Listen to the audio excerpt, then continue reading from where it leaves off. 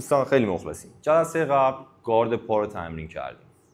حالا میریم برای بالاتنه و قسمت مشت ها. زمانی که ما پایین تنمون رو فیکس کردیم و حسابی تمرینش کردیم و جا افتاد توی ناخودآگاه ما که چجوری بایستیم، میریم برای بالاتنه. ببینید دوستان، اول باید ببینیم که شما چپ دست هستی، راست دست هستی، دست قدرتیت کدومه، اینو باید بشناسی. اکثر بچه‌ها به نظر مثلا 70% 80% بچه‌ها راست دستن که این یعنی دست قدرتی شما میشه دست راستتون. حالا در آینده شما یاد میگیرید دو گارد بازی کنید، یعنی دو گارد دیگه فرق نمیکنه چپ دست یا راست دست باشی، به جفت گاردها مسلط میشیم. حالا بگذاریم میریم برای آموزش. من خودم گارد راست هستم، دست راست قدرتیم میره عقب، پس چپم جلوه. این شد گارد پامون، درسته؟ پای چپ جلوه. اگه شما گاردتون فرق کنه میشه پای راستتون جلو. حالا پای چپم جلوه. ببین دوستان، دست به این صورت، مشتا کاملا مشت.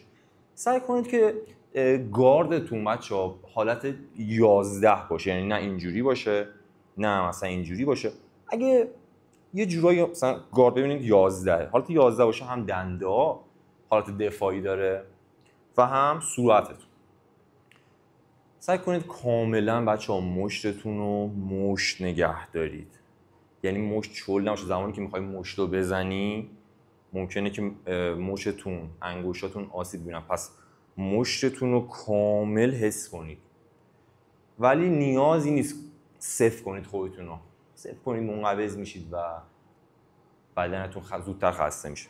مهمترین جا مشتاتونه که باید مشت باشه. خلاصه ببین دوستان، این گاردیه که من الان میگیرم. شما دقت کنید، دست مشت بغل فک، دنده پوشیده، دست راستم دست قدرتی منه میره عقب و دست چپم جلو. ببینید بعدن یه نموره مشت چپم جلوتره.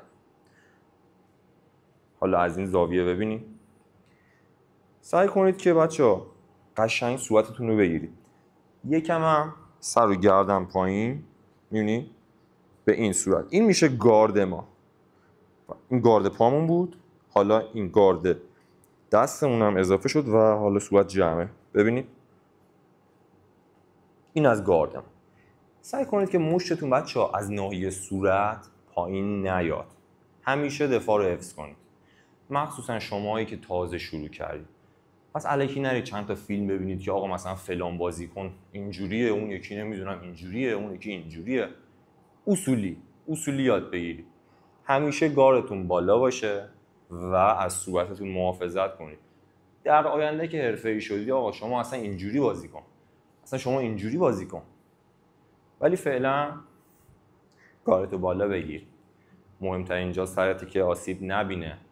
یه مشت کوچیک توی صورت، فکت، گیجگات سری گیجت میکنه. خلاصه ببین بچه‌ها، آموزش امروز چپ راست و نحوه اصولی گرفتن گارد دست. بس شد این گارد دستمون اینجوری نه اینجوری هم. به این صورت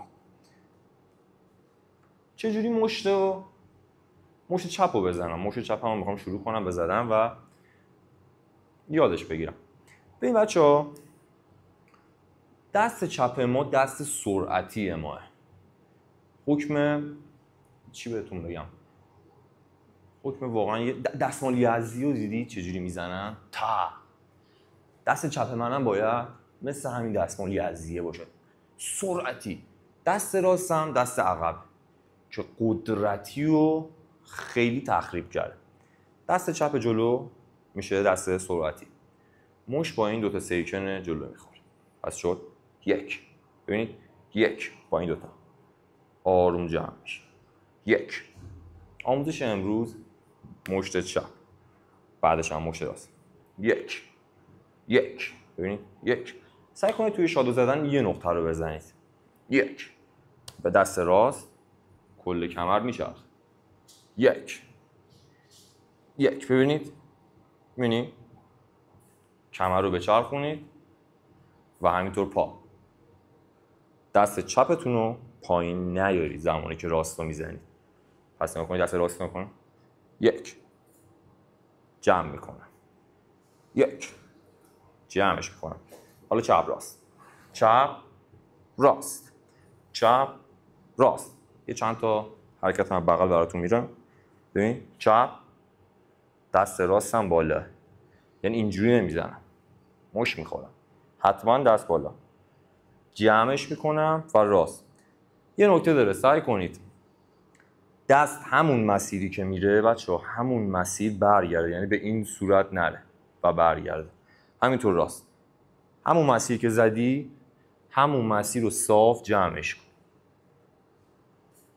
امروز چپ راست رو تمرین میکنیم، جلسه بعدم میریم برای ضربات هوک و آپر. پس شد ما پله پله و پایه‌ای باید بریم جلو.